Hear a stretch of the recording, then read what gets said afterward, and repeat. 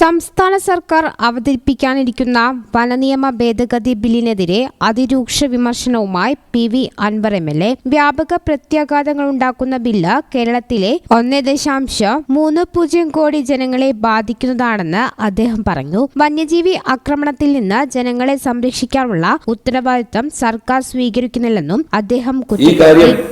കേരളത്തിലെ ജനങ്ങളുടെ ശ്രദ്ധയിലേക്ക് കാരണം ഇത് മൂടിവെക്കപ്പെടുകയാണ്. ജനങ്ങളതിനെ കുറിച്ച് വളരെ ചെറിയൊരു ശതമാനം ആളുകളാണ് അവെയറായിട്ടുള്ളത്. ഇതൊരു വനനിയമ ഭേദഗതി ബില്ലല്ലേ, അത് കാട്ടിൽ ജീവിക്കുന്ന ഏതോ മനുഷ്യരുടെ പ്രശ്നമാണ് എന്ന രീതിയിൽ ചിന്തിക്കുന്നവർ നിങ്ങൾ മനസ്സിലാക്കിക്കോ.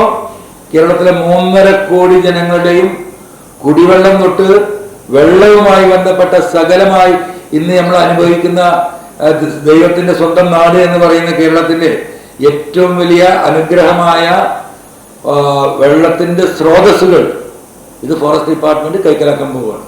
അതാണ് ഇതിൽ ഏറ്റവും വലിയ സീരിയസ് ആയിട്ടുള്ള വിഷയമായിട്ട് ഈ സമൂഹത്തിനെ മൊത്തം ബാധിക്കാൻ പോകുന്നത്.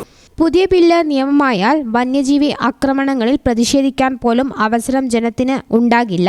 ഫോറസ്റ്റ് ഉദ്യോഗസ്ഥനെ തുറിച്ചു നോക്കിയാൽ പോലും കേസെടുക്കാവുന്ന സാഹചര്യമാണ് വരാൻ പോകുന്നത്. ആരെയും ഭയപ്പെടുത്താൻ ഫോറസ്റ്റ് ഉദ്യോഗസ്ഥരെ അനുവദിക്കുന്ന നിയമമാണിത്. പ്രതിപക്ഷം ശക്തമായി ഇടപെടേണ്ട വിഷയമാണ്. കേന്ദ്ര സർക്കാരിന്റെ നിർദ്ദേശമില്ലാതെയാണ് സംസ്ഥാന സർക്കാർ ഭേദഗതിക്ക് ഒരുങ്ങുന്നത്.